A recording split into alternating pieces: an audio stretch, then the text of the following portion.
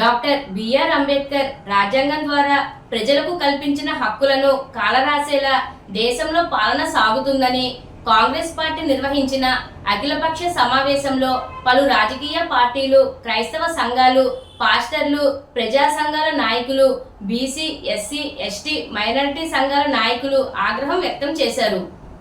ఈ సందర్భంగా రాజమండ్రి అర్బన్ జిల్లా కాంగ్రెస్ పార్టీ అధ్యక్షుడు బాలేపల్లి మురళీధర్ అధ్యక్షతన స్థానిక ఏపీ పేపర్ మిల్ ఎదురుగా ఉన్న కృష్ణసాయి కళ్యాణ మండపంలో మంగళవారం అఖిలపక్ష పార్టీల సమావేశం జరిగింది. ఈ సమావేశంలో Congress Rajahmundry parliament coordinator doctor T K Vishweshwar Reddy, CPI రాష్ట్ర నాయకుడు టి మధు, సిపిఎం జిల్లా కార్యదర్శి టి అరుణ్, ఛాంబర్ మాజీ అధ్యక్షుడు అశోక్ కుమార్ జైన్, కెకే సంజీవరావు, ప్రజా సంఘాల ఐక్యవేదిక వ్యవస్థాపకుడు దేశిరెడ్డి బలరాం నాయుడు, కాంగ్రెస్ రాష్ట్ర నాయకుడు తాళ్ళూరి విజయ్ కుమార్, సిపిఐ, సిపిఎం, ఆమ్ ఆద్మీ పార్టీల నాయకులు హాజరయ్యారు. ఈ సందర్భంగా వారు మాట్లాడుతూ సుప్రీంకోర్టు ఇచ్చిన తీర్పును పునర్సమీక్ష చేసేలా కేంద్ర ప్రభుత్వం చొరవ తీసుకోవాలని డిమాండ్ చేశారు. దేశంలో రాజ్యాంగం కల్పించిన హక్కు ప్రకారం ఎవరు ఏ మతాన్నైనా అనుసరించే హక్కు ఉందని, మతం ప్రకారం రిజర్వేషన్లు వర్తించవని సుప్రీంకోర్టు తీర్పు ఇవ్వడం దారుణమని తీవ్రంగా ఖండించారు. ఈ కార్యక్రమంలో కాంగ్రెస్ సీనియర్ నాయకులు Martin Luther, doctor Wadiyar, Bezawada Rangarao, వివిధ పక్షాల నాయకులు పవన్, కొండలరావు, కుండ్రపు రాంబాబు, పూర్ణిమారాజ్, సింధ్యారాణి, శ్రీనివాస్, యాళ్ల వీరభద్రరావు, నిల్లా వీర్రాజు, తాడి సూరిబాబు, బర్రె సుబ్రహ్మణ్యం, నల్లా రామారావు తదితరులు పాల్గొన్నారు.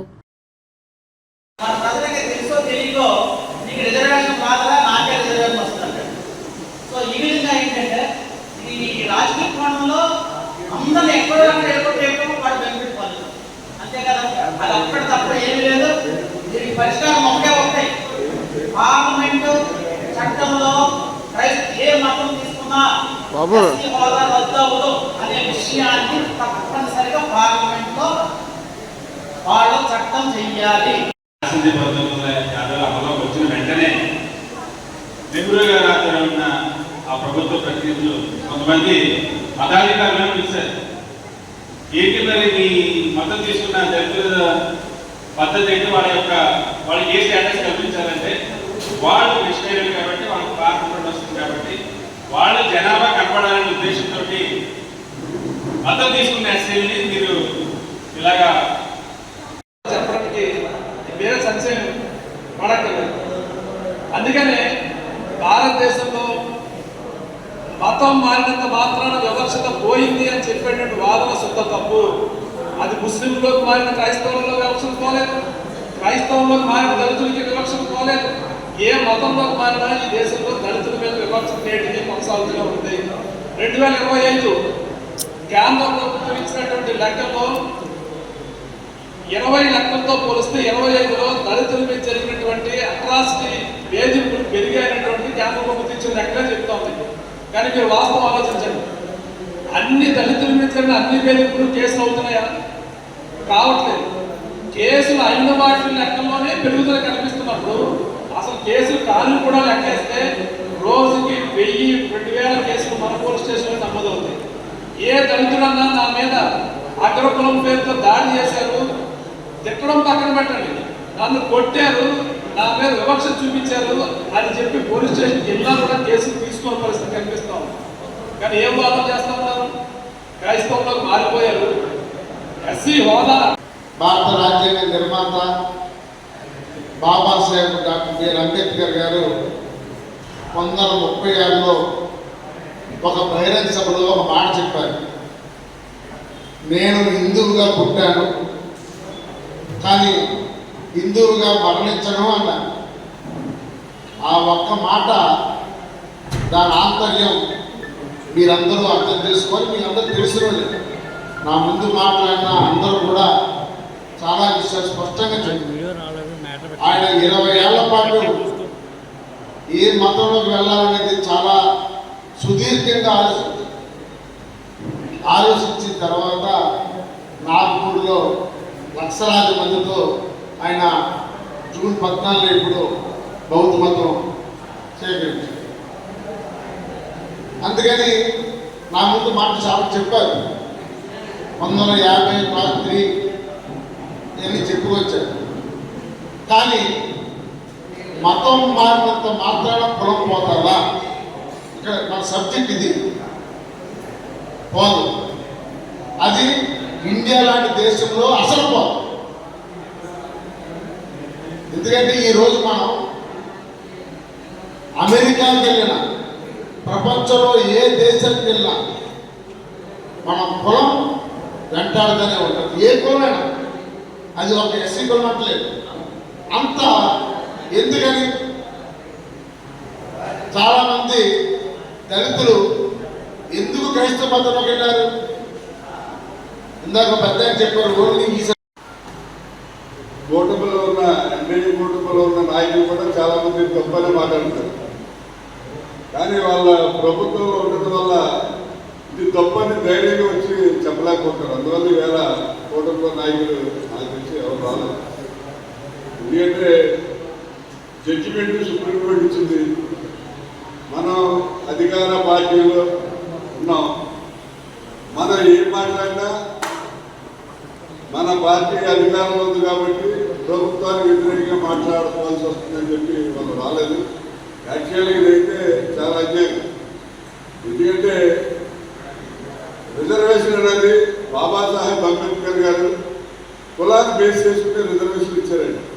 అంతేగాని మతాన్ని బేస్ చేసుకుని రిజర్వేషన్లో రాజ్యాంగంలో ఎక్కడ రాయలేదు. ఈ భారతదేశంలో ఎవరైనా సరే తనకి నచ్చిన దేవుడిని కొలవచ్చు. అది అల్లా కావచ్చు, యేసుప్రభువు కావచ్చు, రాముడు కావచ్చు, కృష్ణుడు కావచ్చు. ఆయన దేవుడిని అతని నమ్మకాన్ని బట్టి కొలిస్తే అతని కులం మారిపోదు. ఒక దళితుడి వేళ క్రిస్టియన్ అయిపోయినంతలో అతను మతం మార్చాడని చెప్పి అతని కులం ఎస్సీ కులం మారదు. రెడ్డిని నాకు ఇష్టమే, రేపు యేసుప్రభును పంపుతాను, నాకు బీసీసీ ఇస్తారా? నేను మతం మారాను కదా, నేను క్రైస్తవుని అయిపోయాను, నాకు బీసీసీ ఇస్తారా? నాకు ఓసీగానే ఉంటుంది, నేను చచ్చిపోయే వరకు రెడ్డిగానే ఉంటుంది. అలాగే ఎస్సీ ఎప్పటి పుట్టినవాడు ఆయన జీవితాంతకాలం చనిపోయే వరకు ఎస్సీ ఉంటాడు. బాబాసాహెబ్ అంబేద్కర్ గారు ఎన్ని ఆలోచించే కులాన్ని బేస్ చేసుకునే రిజర్వేషన్ ఇచ్చారు తప్ప మతాన్ని బేస్ చేసుకుని ఇవ్వలేదు.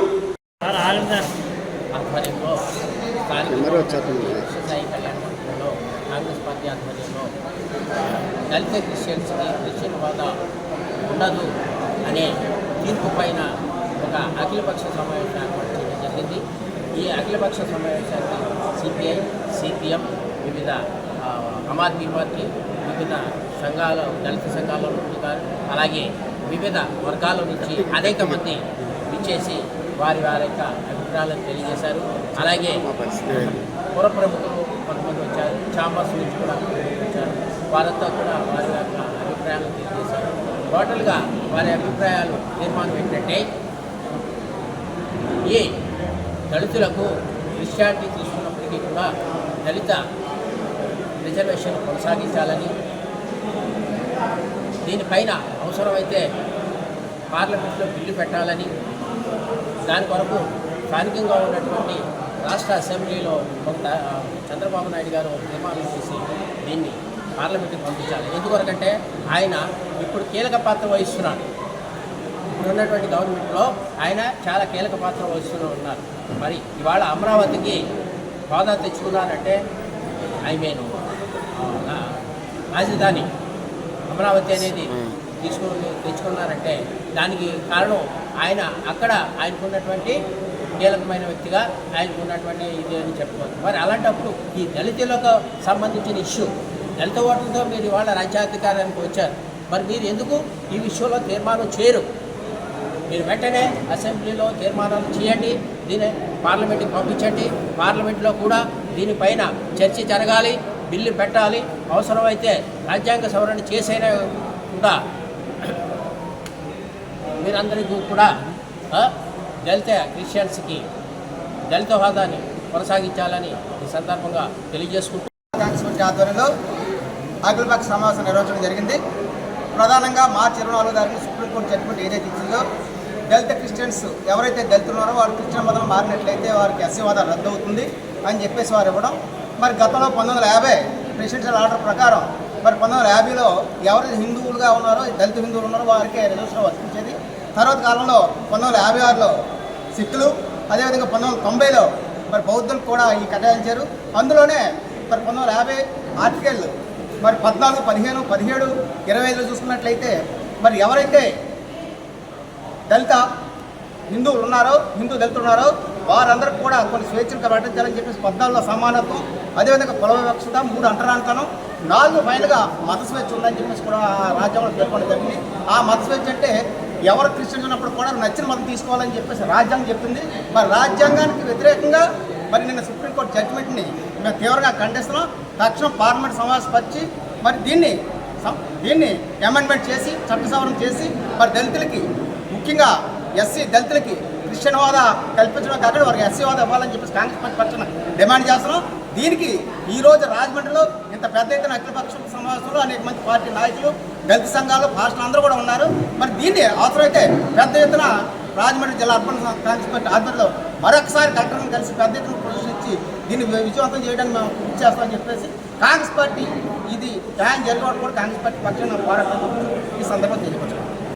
ఆధ్వర్యంలో ఏదైతే దళితులు క్రిస్టియన్ మతం తీసుకుంటే వాళ్ళకి రిజర్వేషన్ వర్తించదని చెప్పి సుప్రీంకోర్టు జడ్జిమెంట్ ఇచ్చిందో ఆ జడ్జిమెంట్ని పునఃసమీక్షించి దళితులకి మరి రిజర్వేషన్ కొనసాగించాలి, అవసరమైతే రాజ్యాంగంలో కూడా పార్లమెంట్లో మార్పు తీసుకొచ్చి రాజ్యాంగాన్ని కూడా సవరణ చేయాలని చెప్పి ఒక విధితో ఇక్కడ అఖిలపక్ష సమావేశం ఏర్పాటు చేయడం జరిగింది.